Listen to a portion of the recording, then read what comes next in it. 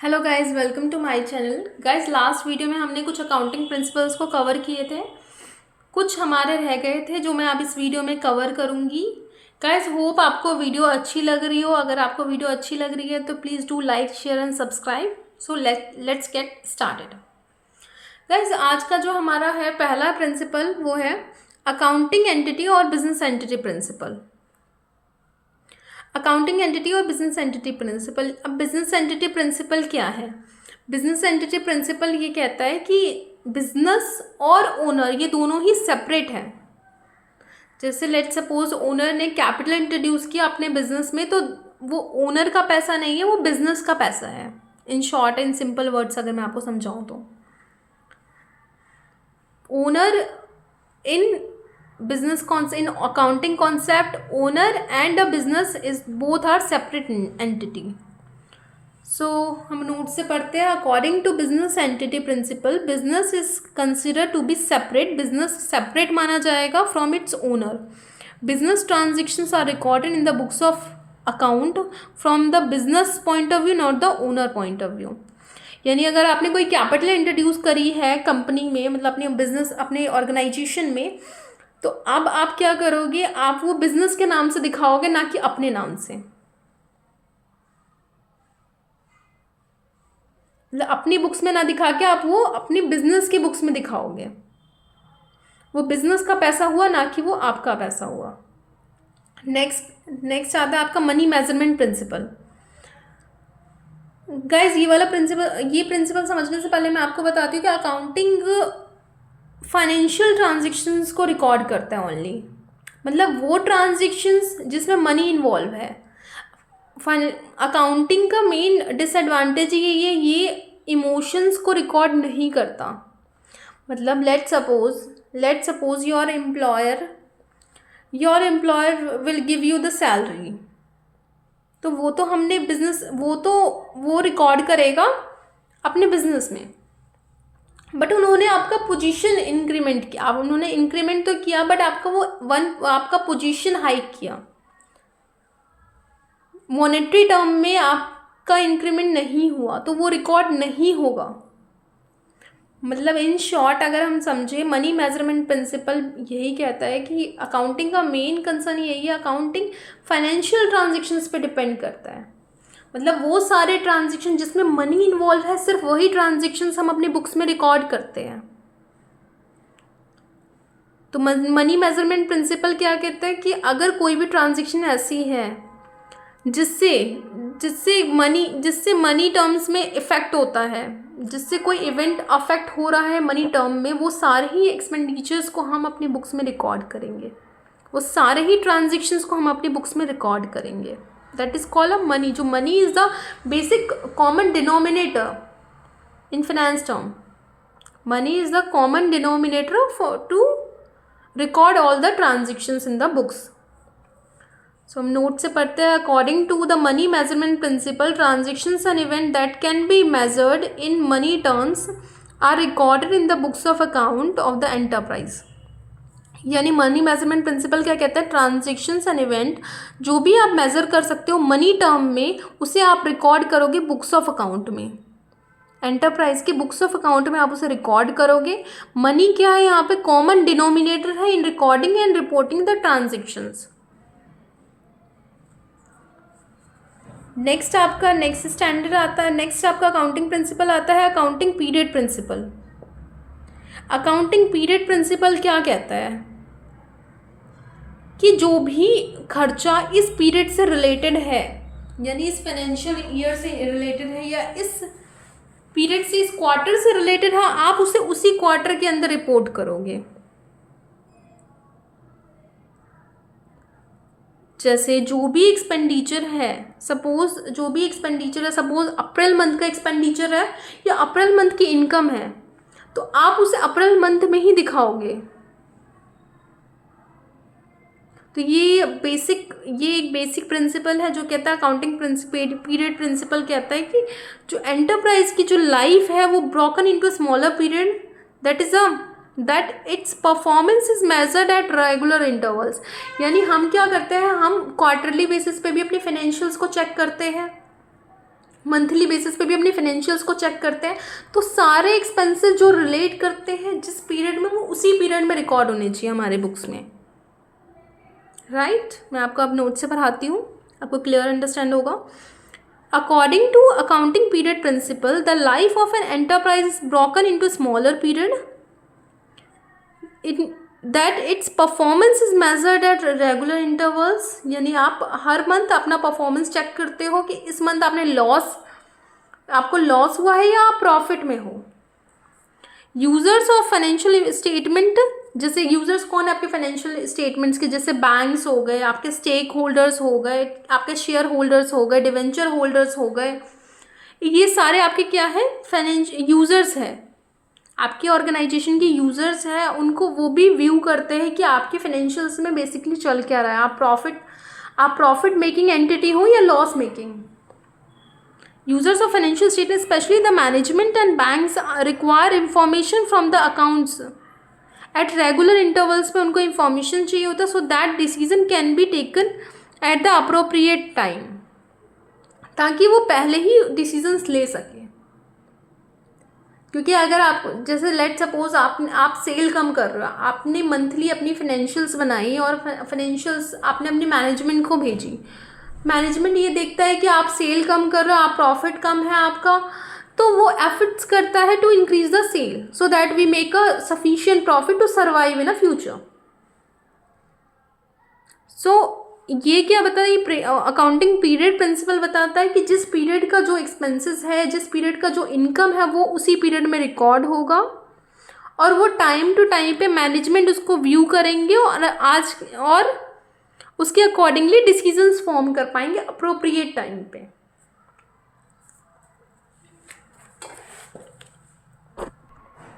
Next आता है हमारा full disclosure principle. Full disclosure principle क्या कहता है, according to the principle of full disclosure there should be a complete and understandable reporting on the financial statement of all significant information relating to economic affair of the entity.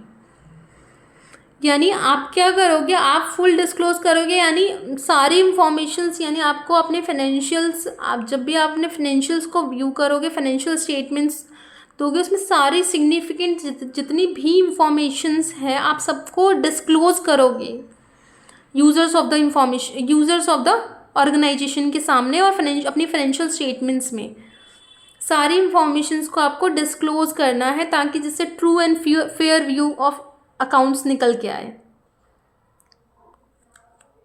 Apart from legal requirements, good accounting practices requires and material accounting information to be disclosed.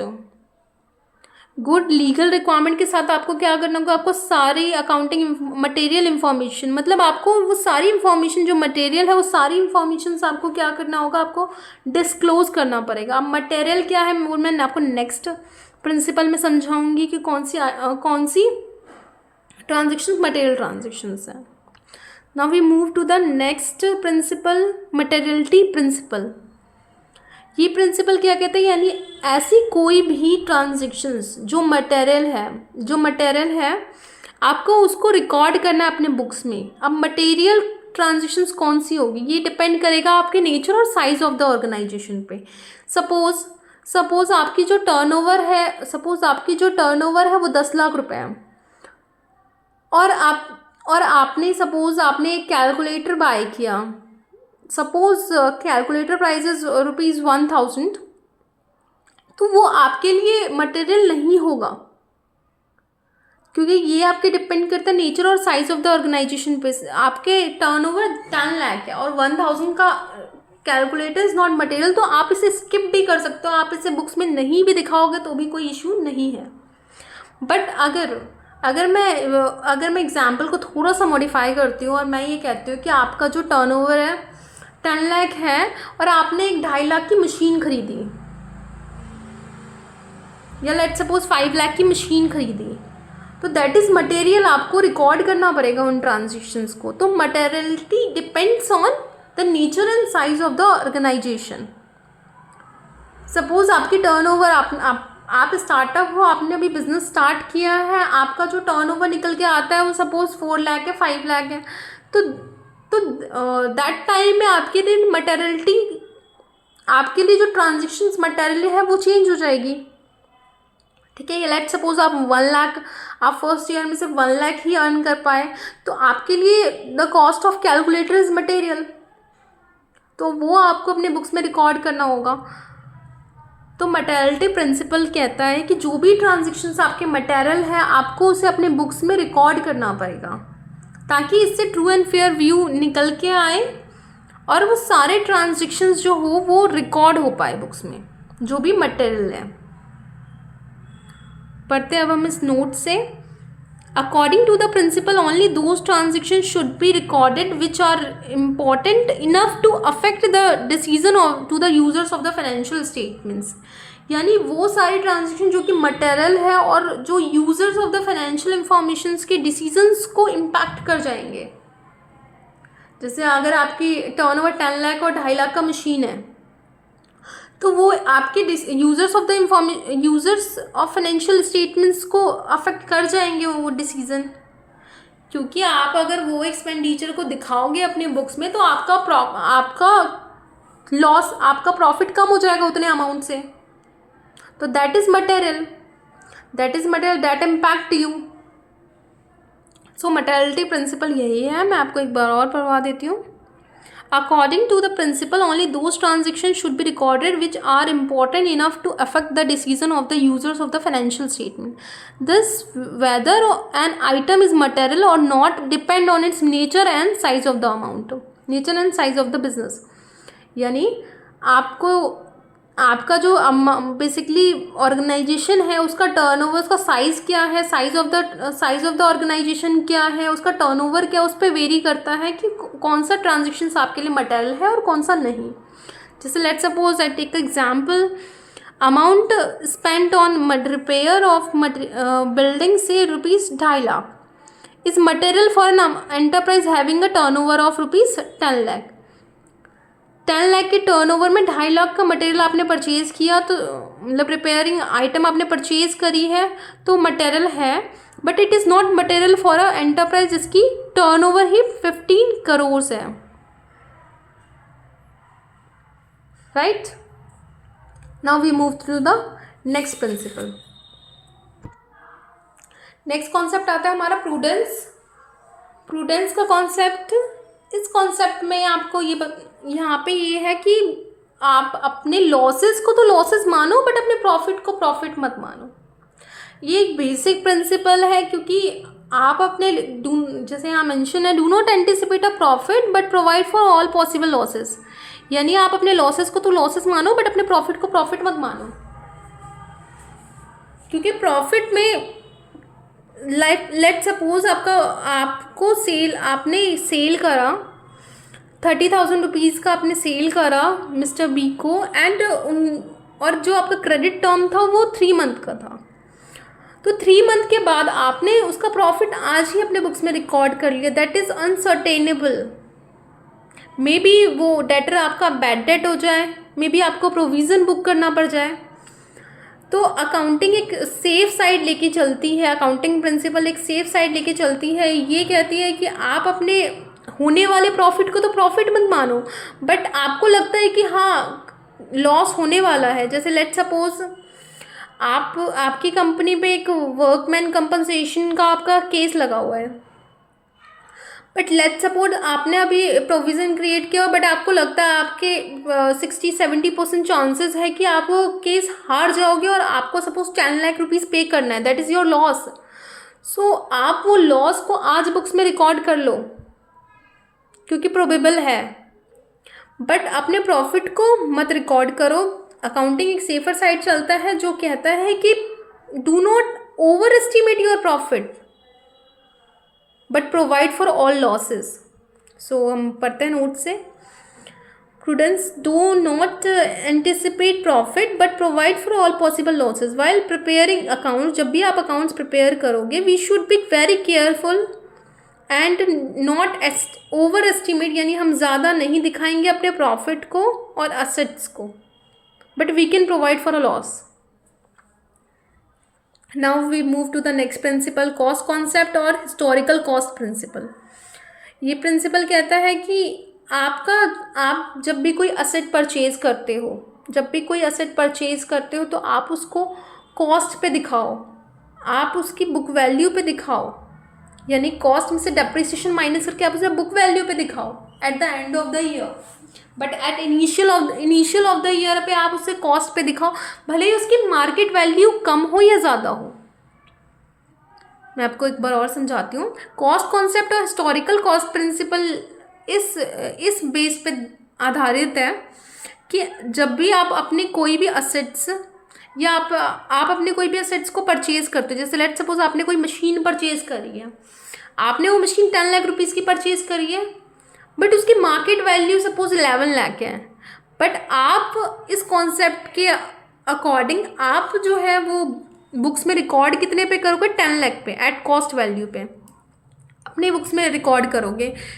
But भले ही उसका market value increase हो, suppose उसका market value 11 lakh हो या 5 लाख हो, ये irrespective है आपके लिए, आप उसे कॉस्ट पे दिखाओगे अपने बुक्स में। और at the end of the year पे आप क्या करोगे, आप उसे जब भी आपको तो कॉस्ट कॉन्सेप्ट क्या कहता है कि जब भी आप कोई असेट परचेज करोगे तो उसे आप किस पे दिखाओगे, कॉस्ट पे दिखाओगे, ना कि उसके मार्केट वैल्यू पे। तो हम अपने नोट से रीड करते हैं। According to cost concept an asset is recorded in the books of account at the price paid to the acquired. जिस प्राइस आप उस प्राइस में अपने बुक्स में रिकॉर्ड करोगे अपने असेट को, जिस प्राइस में आपने उसकी पेमेंट करी है, मतलब लाइक जितने में आपने उसे एक्वायर करा है। The market value of an asset में चेंज, मार्केट वैल्यू चेंज हो सकता है with the passage of time, but for accounting purpose के लिए आप कंटिन्यू टू बी शो, आप बुक्स ऑफ अकाउंट में उसकी बुक वैल्यू पे दिखाओगे। बुक वैल्यू कैसे निकलता है, cost minus depreciation.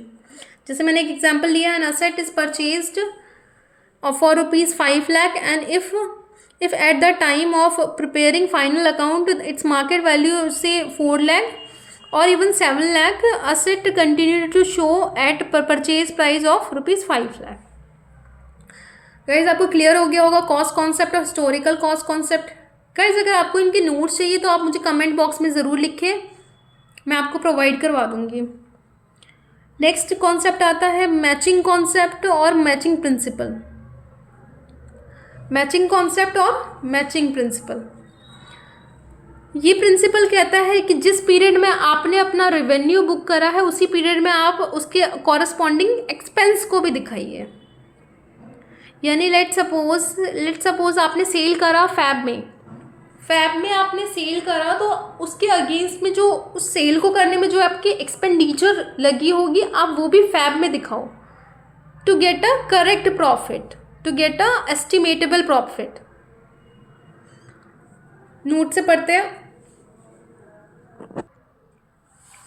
N important objective of business is to determine profit periodically. It is necessary to match revenue of the period with the expenses of that period to determine correct profit or loss for the accounting period. यानी जिस month का आपका revenue होगा उसी month का आपका expense होगा, right. यानी आप मैच करोगे, यानी आप जिस मंथ का रेवेन्यू आप बुक करो उसी मंथ का एक्सपेंस भी उसकी कॉरस्पॉन्डिंग रेवेन्यू के कॉरस्पॉन्डिंग आप एक्सपेंस भी दिखाओगे, to get a correct profit और loss for the accounting period. Next आता है हमारा ड्यूअल एस्पेक्ट और ड्यूअलिटी प्रिंसिपल। ड्यूअल एस्पेक्ट क्या कहता है कि जब भी आपका हर एक ट्रांजेक्शन के दो एस्पेक्ट होते हैं, हर एक ट्रांजेक्शन के दो एस्पेक्ट होते हैं। एक होता है आपका डेबिट एस्पेक्ट और second one is your credit aspect. क्योंकि जब भी लेट सपोज आप ओनर हो, आपने बिजनेस में 50,000 का कैश इंट्रोड्यूस किया, तो आप क्या करोगे, आपके पास कैश के रूप में असेट आया बिजनेस में और कैपिटल के रूप में लाइबिलिटी आप दिखाओगे दूसरी तरफ। यानी आप एक साइड तो असेट बुक करोगे फर्स्ट साइड, और दूसरी साइड आप क्या करोगे, लाइबिलिटी दिखाओगे। तो आपके ड्यूअल प्रिंसिपल कहता है कि आपके दोनों एस्पेक्ट बुक होंगे। फर्स्ट वन इज आप डेबिट कर रहे हो कैश को और आप क्रेडिट कर रहे हो कैपिटल को, राइट। नेक्स्ट हमारा आता है रेवेन्यू रिकॉग्निशन कॉन्सेप्ट। इस कॉन्सेप्ट में है कि जब as and when revenue earned, यानी जब भी आपने जब आप सेल करते हो, जब आपने एक्चुअल में गुड्स डिलीवर कर दिया, आप उस डेट पे अपने पास में रेवेन्यू बुक करोगे, ना कि उस डेट में जिस डेट में आपको उस सेल के अगेंस्ट में पैसे रिसीव हुए हैं, राइट। अब हम बुक से पढ़ते हैं। According to the revenue recognition concept, revenue is considered to have realised when as and when a transaction has been entered into and the obligation to receive the amount is established। यानी obligation to receive the amount established, यानी जिस दिन आपने cell आपकी complete हुई है उसी दिन सामने वाली कॉरस्पॉन्डिंग पार्टी पे क्या है, ऑब्लिगेशन है टू रिसीव द, ऑब्लिगेशन है to pay the amount. Right guys, आपको समझ आ रहा हो होप। नेक्स्ट आपका लास्ट प्रिंसिपल आता है verifiable object concept. The verifiable object concept hold that accounting should be from personal bias management that are based on verifiable evidences are regarded as objective. That means verifiable objective concept कहता है कि आपका कोई personal involvement नहीं होना चाहिए आपके business में। आप जो भी ट्रांजेक्शन्स को बिजनेस में रिकॉर्ड करो उसका आपके पास लेजिबल प्रूफ होना चाहिए, वेरीफिएबल प्रूफ होना चाहिए, एविडेंसेस होने चाहिए कि वो आपके बिजनेस में ही इनकर हुए हैं, वो एक्सपेंडिचर आपके बिजनेस में ही इनकर हुए हैं, उसके आपके पास प्रॉपर एविडेंसेस होने चाहिए। राइट गाइज, तो हमारे सारे प्रिंसिपल्स ख़त्म हो चुके। होप गाइज आपको वीडियो अच्छी लगी हो। कमेंट बॉक्स में प्लीज़ मुझे बताएं आपको कौन सा प्रिंसिपल सबसे अच्छी तरह से समझ आया है, और अगर कोई प्रिंसिपल में आपको अभी भी इशू है या आपको नहीं समझ आया या आपको उसका और ब्रीफ जानना है तो आप मुझे कमेंट बॉक्स में ज़रूर लिख के बताएं। Thank you guys.